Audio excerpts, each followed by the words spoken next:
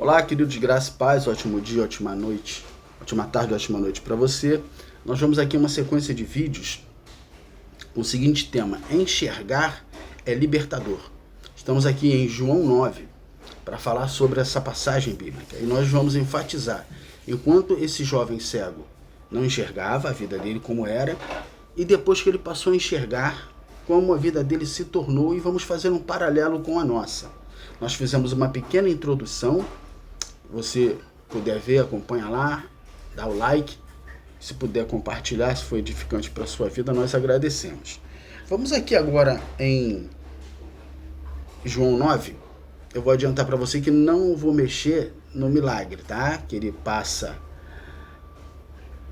saliva no lodo e passa na vista do cego, e ele vai lá no tanque de Siloé e volta enxergando, tá? Vamos entender algo mais sublime aqui, o que ele está querendo dizer, tá? Primeiro, olha só. Caminhando Jesus viu um homem cego de nascença, nasceu cego. E os seus discípulos perguntaram: mestre, quem pecou? Este ou seus pais, para que nascesse cego? E respondeu Jesus: nem ele pecou, nem seus pais,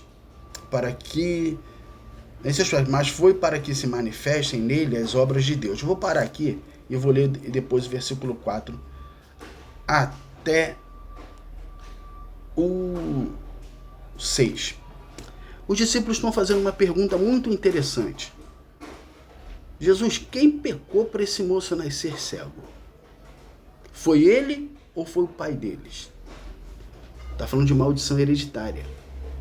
Não existe, isso é quebrado em Cristo Jesus. Tá? O pecado que um fez, o pai ou a mãe fez, não recai sobre o filho. O que os discípulos estão fazendo essa pergunta é por isso. Quem foi que pecou para ele nascer desse jeito? Né? Mas para você entender todo o contexto bíblico, Davi lá no Salmo 51 diz: sem pecado me gerou minha mãe. Aí muita gente dizia: a mãe dele pecou. Não, ele está falando do nascimento de cada ser humano que pós-queda de Adão e Eva, ele já nasce com o DNA do pecado. Entendeu? Então por isso que os discípulos estão perguntando: quem foi que pecou? Né? Para que ele nascesse assim. Todos nós já nascemos em pecado. Então todo tipo de mazela física está em nós. Mas Jesus diz algo muito interessante. Não foi o pai e nem ele. Ou seja, o intuito, ou seja, o propósito dele ser cego é que para que se manifestar nele a glória de Deus, ou seja, a cura nele. É interessante isso, né? Poxa, eu estou enfermo, mas o Senhor deixou eu vir assim para que aconteça um milagre em minha vida e para que muitos vejam que o Senhor é Deus? Isso.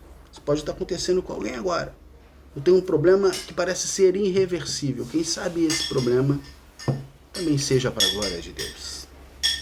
Quem sabe para que seja você alguém escolhido para ser um grande modelo, um grande testemunho, para provar que o Senhor existe e faz milagre em sua vida. Nós não sabemos. Mas para esse jovem foi isso.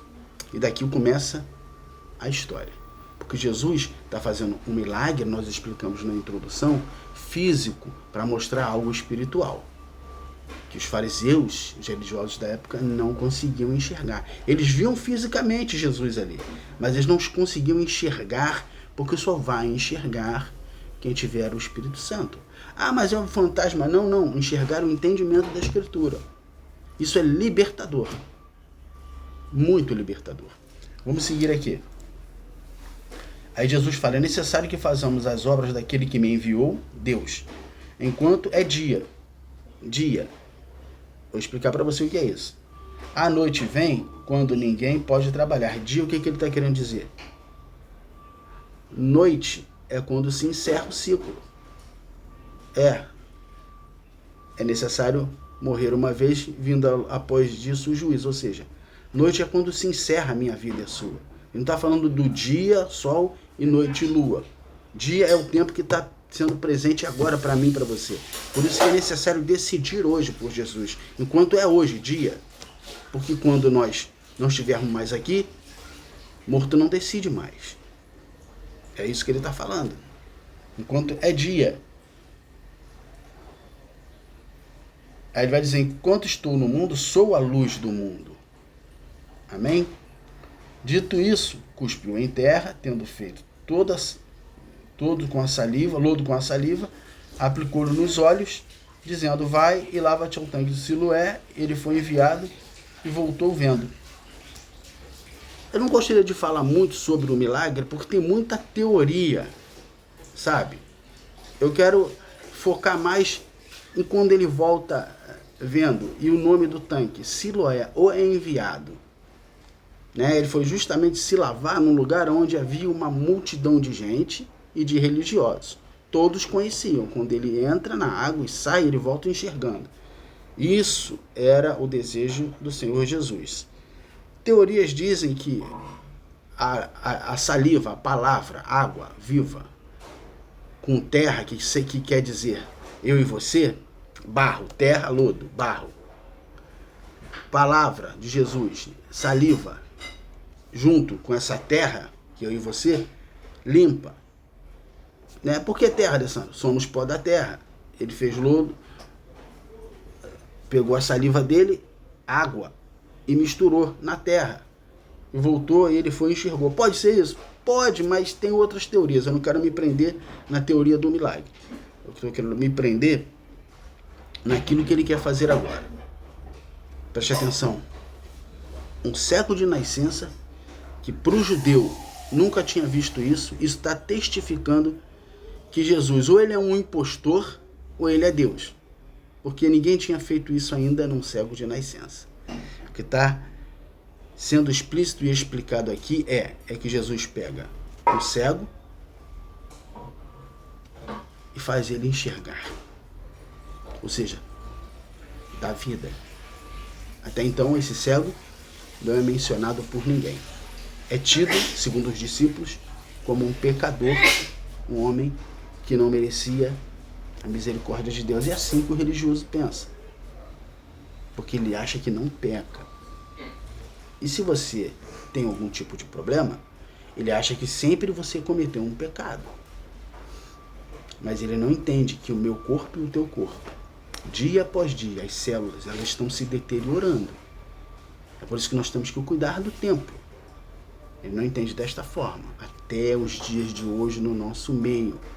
Se algo acontece de ruim, é pecado, é o diabo, você errou, Deus pesou a mão. Dificilmente vão entender que nós podemos ter problemas como não podemos ter. Essa é a grande verdade. E quando Jesus começa a dar vida, ou melhor, fazer esse cego enxergar, a vida dele muda por completo. E é muito parecida com a do Senhor Jesus. Graça e paz.